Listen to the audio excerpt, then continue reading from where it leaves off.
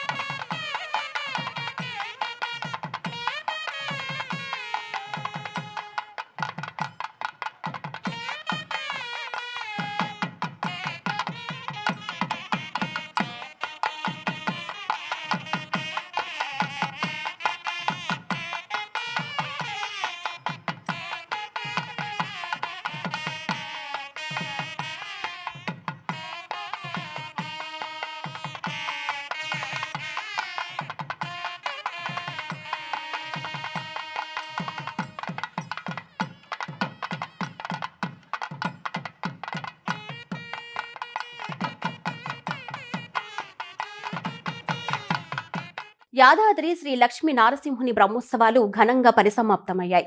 ఉత్సవాల చివరి రోజున స్వామి అమ్మవార్లకు అష్టోత్తర శతఘటాభిషేకం జరిగింది. ఆలయంలోని మహామండపంలో జలం, పండ్లరసం, సుగంధ ద్రవ్యాలను 108 కలశాలలో నింపి గర్భాలయంలోని మూలమూర్తులను అభిషేకించారు. యాజ్ఞికులు హవన పూజలు నిర్వహించారు. పాంచారాత్ర ఆగమ శాస్త్రరీతిలో జరిగిన అభిషేక పర్వంలో ఆలయ నిర్వాహకులు, ఉద్యోగులు, భక్తులు పాల్గొన్నారు.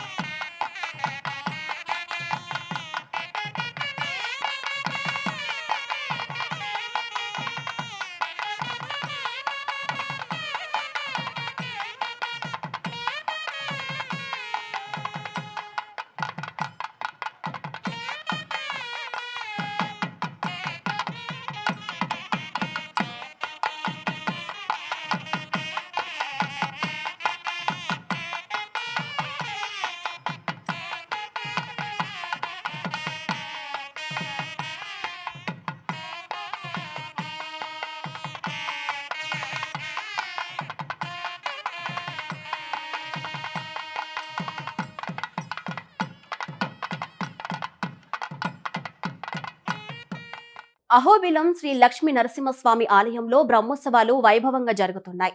ఎగువ అహోబిలంలో జ్వాల నరసింహస్వామి పొన్న చెట్టుపై కొలువుదీరి భక్తులకు దర్శనమిచ్చారు. మురళీకృష్ణుడి అలంకారంలో జ్వాల నరసింహస్వామి పొన్న చెట్టు వాహనంలో కొలువుదీరగా ఆలయ పురవీధుల్లో అర్చకులు ఊరేగించారు.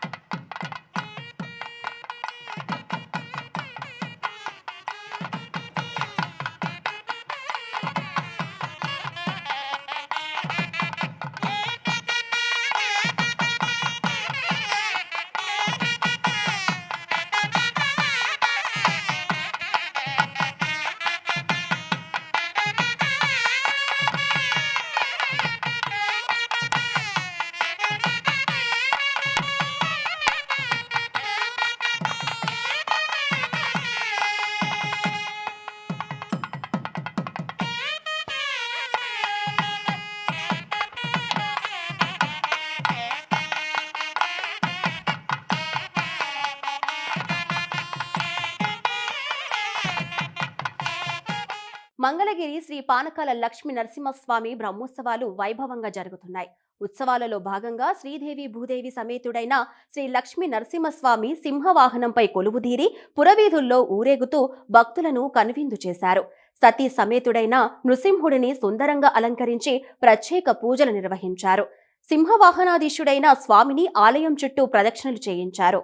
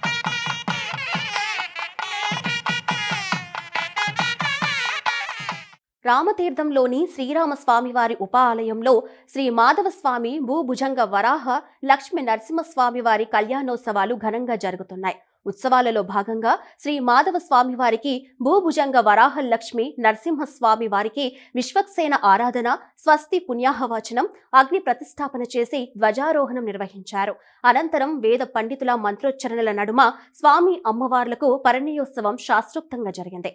ఈ కార్యక్రమంలో ఆలయ అధికారులు, భక్తులు పాల్గొన్నారు. జనగామ జిల్లాలోని చిల్పూర్ గుట్ట ఆలయంలో బ్రహ్మోత్సవాలు ఘనంగా జరుగుతున్నాయి. ఉత్సవాల్లో భాగంగా విశేష పూజల అనంతరం సుందరంగా అలంకరించిన ప్రత్యేక వేదికపై వెంకటేశ్వర స్వామివారిని కొలువు తీర్చారు. వేలాది మంది భక్తుల నడుమ జీలకర్ర, బెల్లంతో ప్రారంభమైన వేడుక మాంగళ్య ధారణ ఘట్టంతో ముగిసింది. స్వామివారికి ఆలయ చైర్మన్ పొట్లపల్లి శ్రీధర్రావు, ఈవో లక్ష్మీప్రసన్న తలంబ్రాలు, పట్టు వస్త్రాలను సమర్పించారు.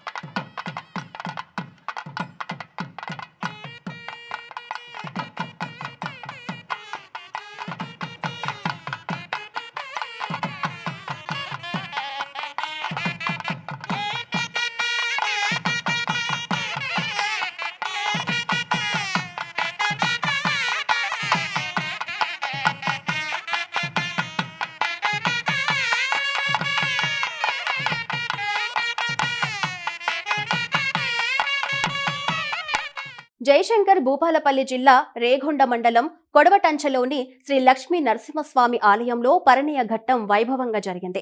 తొలుత స్వామి అమ్మవార్లకు పూజాధికాలు నిర్వహించి సుందరంగా అలంకరించిన ప్రత్యేక వేదికపై కొలువు తీర్చారు. వేద మంత్రాలు, మంగళ వాయిద్యాల నడుమ నిర్వహించిన మాంగళ్యధారణ ఘట్టాన్ని తిలకించిన భక్తులు పరవశులయ్యారు. స్వామివారి కళ్యాణానికి ప్రభుత్వం తరపున ఎమ్మెల్యే గండ్ర సత్యనారాయణరావు, కలెక్టర్ రాహుల్ శర్మ దంపతులు తలంబ్రాలు, పట్టు వస్త్రాలను సమర్పించారు. కర్నూలు జిల్లా ఓర్వకల్లు మండలం కొంతలపాడులో శ్రీ అంబా సహిత యాగంటీశ్వర స్వామివారి రథోత్సవం కన్నుల పండుగగా జరిగింది. ఆలయ చైర్మన్ ఉప్పలపాటి శ్రీనివాసుల ఆధ్వర్యంలో ఉత్సవమూర్తులకు పూజలు నిర్వహించి పల్లకిలో కొలువు తీర్చారు. మేళ తాళాలు, బాజా భజంత్రీలు, నందికోల సేవ నడుమ సుందరంగా అలంకరించిన రథం వద్దకు తీసుకువెళ్లారు. రథం ముంగిట కుంభం పోసి రథాంగ బలి, కూష్మాండ బలితో పూజలు చేసి రథోత్సవాన్ని ప్రారంభించారు. అశేష జన సమూహం నడుమ సాగిన రథంపై భక్తులు పూలు, పండ్లు విసిరి తన్మయులయ్యారు.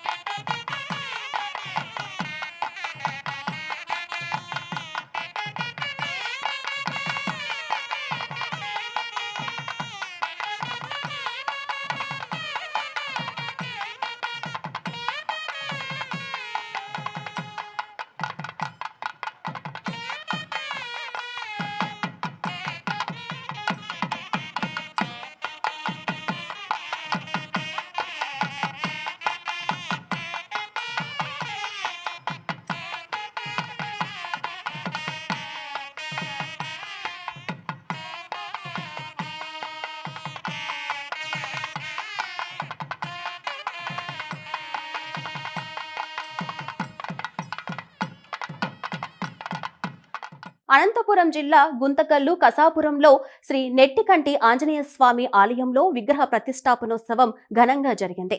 ఈ సందర్భంగా ఆలయ ప్రాంగణంలో పూజలు, హోమాలు నిర్వహించారు. ఈ కార్యక్రమంలో గుంతకల్లు ఎమ్మెల్యే గుమ్మనూరు జయరాంతో పాటు ఆలయ వేద పండితులు, అర్చకులు, సిబ్బంది, అధికారులు పాల్గొన్నారు. ద్వారకాలోని శ్రీకృష్ణ క్షేత్రంలో హోలీ వసంతోత్సవాలు మిన్నంటుతున్నాయి. దశమి నుంచి మొదలైన హోలీ ఉత్సవాల్లో భాగంగా స్వామివారి మూలమూర్తి వద్ద నిర్వహిస్తున్న రంగుల వసంతం భక్తులను పరవశులను చేస్తుంది. వసంతోత్సవం అనంతరం స్వామివారికి హోలీ హారతులు సమర్పించారు.